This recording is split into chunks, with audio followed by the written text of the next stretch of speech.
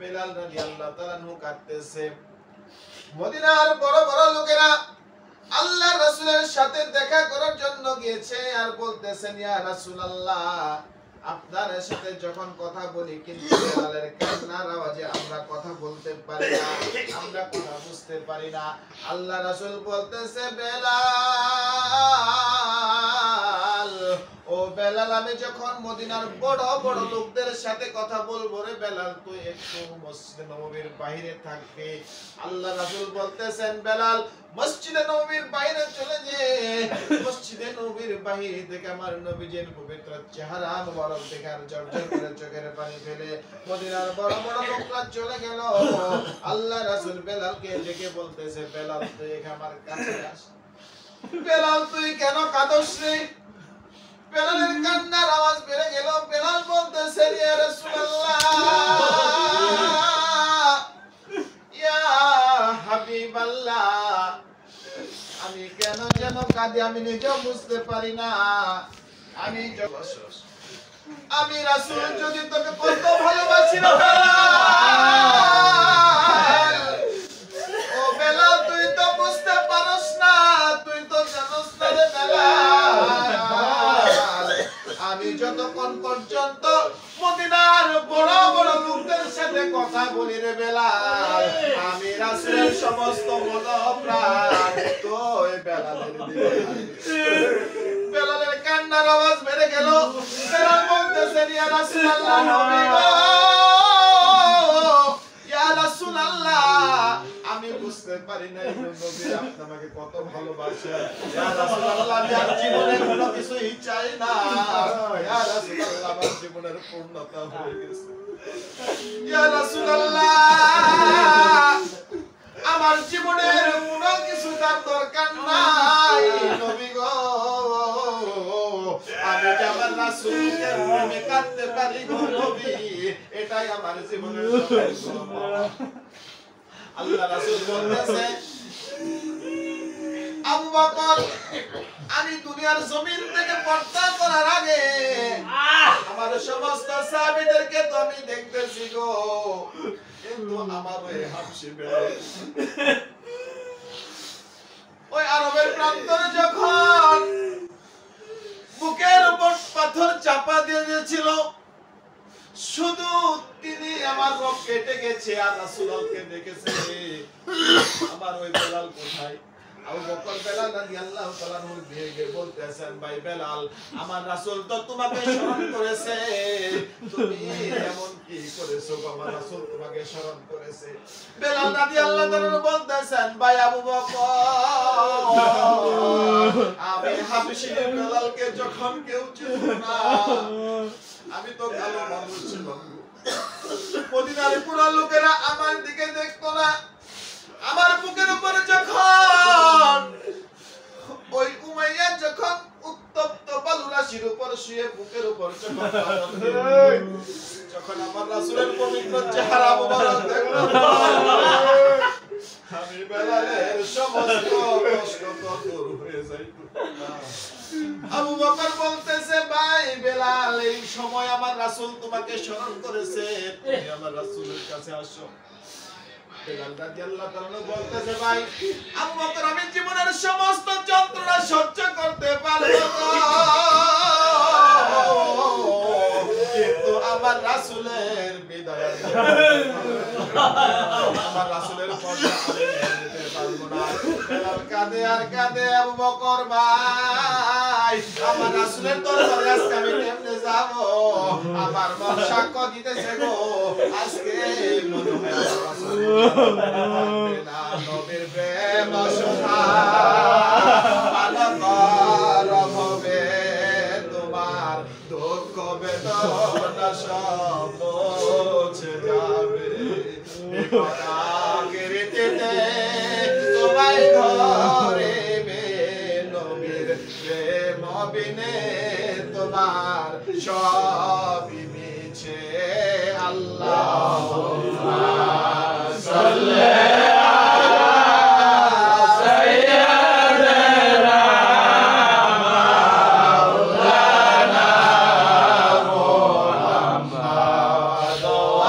আলা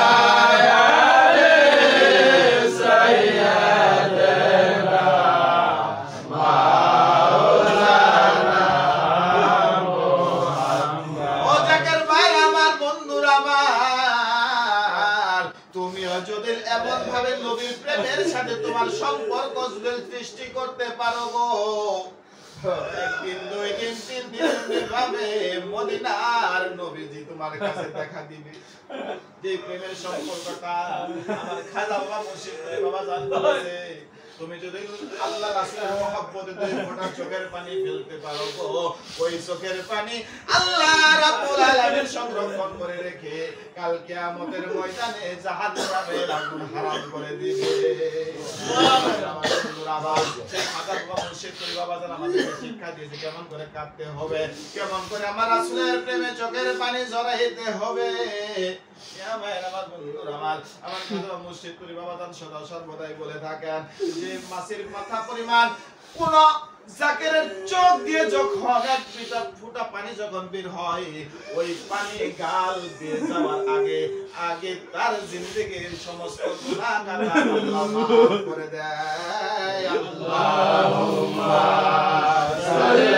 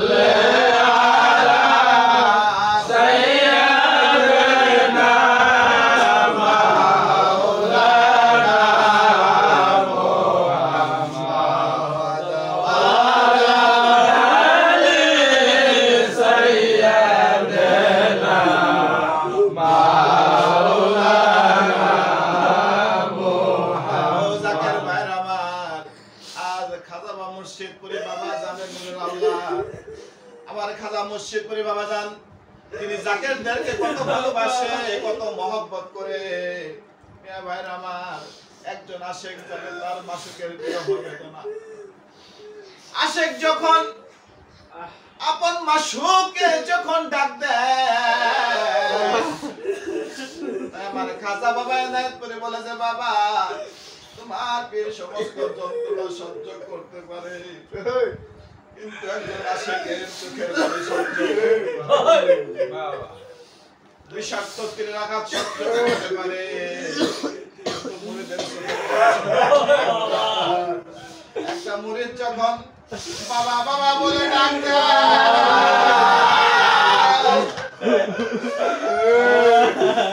ওই মুরিদকে খাজা বাবা জামালের কোলে জড়ায়া ধরে নেয়।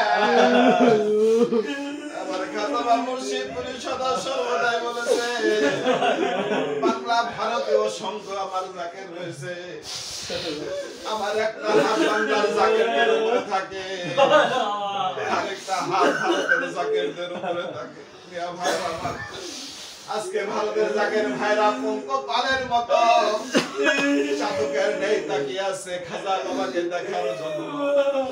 মিয়া ভাইরা আমার, খাজা বাবা মুর্শিদ বাবা জান সেই ভারতবর্ষে যখন সফরে গিয়েছে আমাদের এক জাকের ভাই, মিয়া ভাইরা আমার, খাজা বাবা মুর্শিদ বাবা জানকে নিয়ে যাবে।